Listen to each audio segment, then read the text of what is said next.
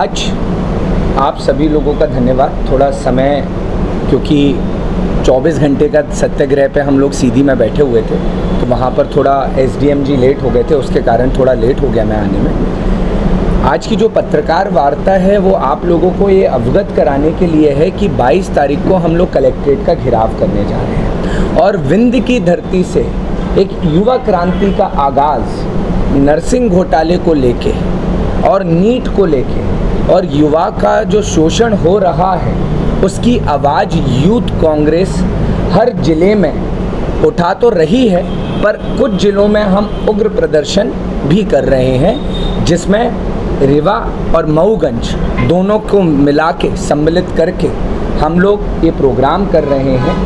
आज दोनों ज़िलों के सम्मेलन से पूरी यूथ कांग्रेस की टीम से 22 तारीख को इस धरती में एक नया युवा का आगाज़ आपको देखने को मिलेगा, जिसमें हमारे राजेंद्र शर्मा जी जो हैं उनका मार्गदर्शन, जो डीसीसी प्रेसिडेंट है रीवा के, हमारे सुखेन बना सिंह जी का संरक्षण रहेगा यूथ कांग्रेस को, क्योंकि आज यूथ कांग्रेस को ये मैसेज देने की आवश्यकता है कि नरसिंह घोटाले की आवाज़ सबसे पहले यूथ कांग्रेस ने उठाई और वो आवाज़ थी कि आपने कैसे 256 कॉलेजों को मान्यता दी गई जो कि एक कमरे में थी, जो कि एक हॉल में खुले हुए थे और वहाँ ना तो लैब थी, ना तो लाइब्रेरी थी, ना तो 100 बेड के अस्पताल थे। तो ये जो उमंग सिंघार जी के इस्तीफ़ा की मांग हमने की है और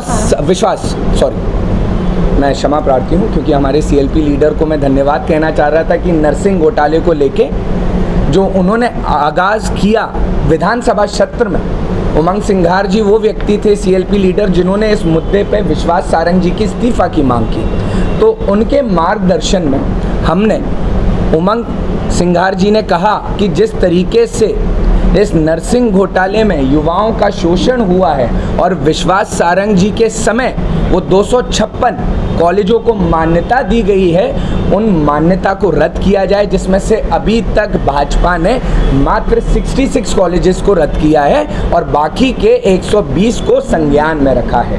हमारी कोशिश है कि जो रीवा में नशा बढ़ता जा रहा है युवाओं के बीच में, और नशा क्यों बढ़ रहा है, सीधी रीवा आपका सिंगरौली, यहाँ के युवा में नशे का एक नया चलन जो मैंने महसूस किया, जो यहाँ से समझ में आया कि वो चलन इस तादाद पे बढ़ गया है क्योंकि युवा बेरोज़गार हो गया है। युवा की शिक्षा आपने ख़त्म कर दी।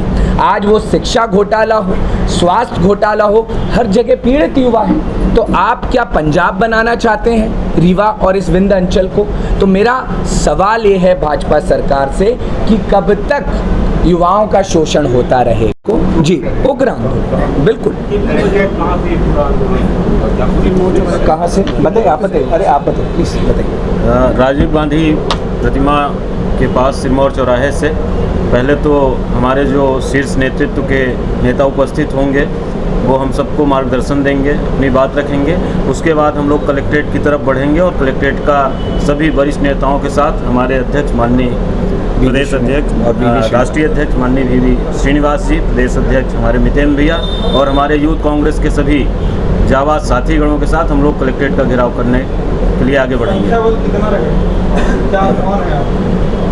संख्या बल ज़्यादा से ज़्यादा रहेगा। अनुमानित ये है कि 5 से 6 हज़ार युवा जो है उस दिन इकट्ठा हो रहे हैं और अपनी अधिकारों की लड़ाई लड़ने के लिए कलेक्ट्रेट में कूच करेंगे। सभी वरिष्ठ नेताओं के मार्गदर्शन में ये युवा कांग्रेस के लोग, जिस तरह से भाजपा सरकार लगातार युवाओं के साथ छल कर रही है, घोटाले कर रही है, हर परीक्षा में घोटाले कर रही है, इन सब पूरी मांगों को लेकर युवा कांग्रेस उस दिन अपनी आवाज़ को राष्ट्रीय अध्यक्ष जी के नेतृत्व में, प्रदेश अध्यक्ष जी के मार्गदर्शन में नेतृत्व में सभी युवा कांग्रेस कार्यकर्ता अपनी आवाज़ को बुलंद करेंगे और कलेक्ट्रेट घेराव का पूरी ताकत से करेंगे। लगभग 15 लाख युवा, 5,000 इसका जवाब मैं दे देता हूँ। अभी जब से हम लोगों ने इस कार्यक्रम की तैयारी करना शुरू किया है तो हमारे पास पूरे ज़िले भर से, बल्कि पूरे ज़िला नहीं, विंध्य से युवाओं के फ़ोन आ रहे हैं जो इन घोटालों से पीड़ित हुए हैं और कहीं ना कहीं उनके अभिभावक, छात्र, सबका समर्थन है। उसके पीछे की वजह है, अभी आपने हाल में ही देखा होगा, रीवा की एक छात्रा राजस्थान में सुसाइड करी है, वो हम सबके बीच की है, काफ़ी मीडिया में भी ये खबरें चली हैं। तो ऐसे पीड़ित परिवार, ऐसे लोग, कहीं ना कहीं विंध्य की धरती से एक युवा आगाज़ होने जा रहा है, जिसकी कहानी 22 तारीख को झलक देखने को मिलेगी और मध्य प्रदेश की भ्रष्ट भाजपा सरकार और प्रशासन से यूथ कांग्रेस आर पार की जंग लड़ने जा रही। बहुत बहुत धन्यवाद। और ये ऊपर ये अत्याचार आप करते रहेंगे कि आज अगर प्रदेश का युवा 80 लाख फॉर्म भर रहा है 5 साल में, आपने मात्र 20,000 भर्ती दी 80 लाख लोगों को, बल्कि आपने 55,000 भर्तियां निकाली थी 5 साल में। उन 55 में से 35 अभी भी खाली हैं और अभी बजट सत्र में आपने 18,000 और निकाली। तो आप किस 18,000 को किस पायदान में और कैटेगरी में बांट रहे हैं? आपने 2020 में 7 लाख कांस्टेबल के फॉर्म भरवाए, कहाँ है उनकी भर्ती? 2023 में आपने फिर 6 लाख कांस्टेबल के फॉर्म भरवाए, कहाँ है उनकी डेट जहाँ पर उनका फिटनेस का एग्जामिनेशन होना है? तो मेरा सवाल ये है कि भाजपा की कथनी और करनी में अंतर है। भाजपा रक्षक की जगह भक्षक बन चुकी है और भाजपा युवाओं का शोषण इस प्रदेश में प्रतिदिन करती जा रही है। और आप ये समझिए कि शोषण करने का तरीका नशा दे देना।